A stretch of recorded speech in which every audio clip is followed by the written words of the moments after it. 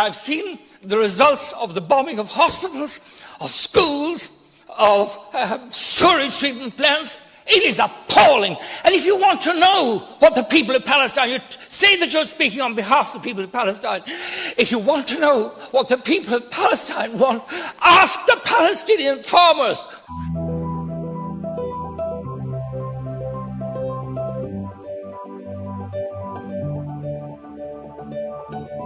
We've seen the most desperate and brutal violations of people's right to protest against injustice, against occupation, against the taking of the very ground from under people. Israel is an apartheid state.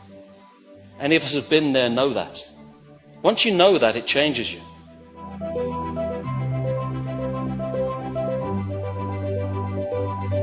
Though these settlements are repeatedly condemned as illegal by the EU, UN and Irish government, they continue to extract valuable natural resources and agricultural produce. These goods are then exported and sold on shelves around the world, including in Ireland, to pay for occupation. There is a clear hypocrisy here. How can we condemn the settlements as illegal, as theft of land and resources, but then happily buy the proceeds of this crime? We must be clear on this. Israeli settlements in the West Bank are war crimes. This is what we're dealing with, and I'm amazed at how relaxed people can be about it, as if trading in the proceeds of war crimes is not a big deal. I witnessed with my own eyes the crushing indignity of a Palestinian community cut off from their water supply so that it could be diverted instead to support an Israeli chicken farm. That is horrendous, and the injustice of it will stay with me forever. That commercial settlement built on stolen land beyond international recognised borders is a war crime, and I know I'm repeating myself today. Asking my colleagues across the House today, is the moral response to simply condemn this as illegal, but then ask how much for the eggs? Is there not a deep hypocrisy in that position? For a country that prides itself on upholding humanitarian principles and international law, this is unacceptable, and I believe it's time we stood clearly against this injustice.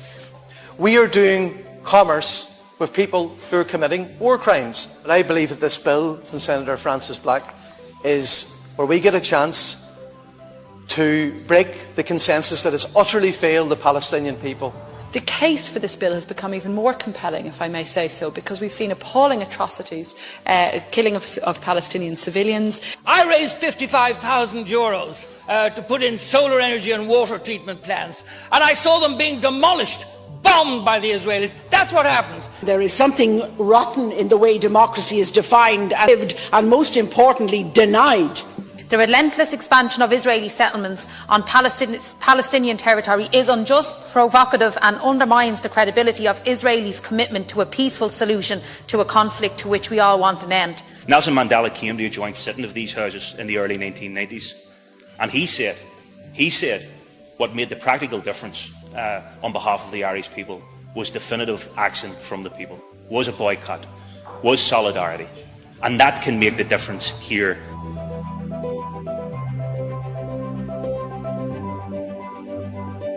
The government of Benjamin Netanyahu has to get a message, and I believe the message has to be a very simple one, and that is respect the rule of international law.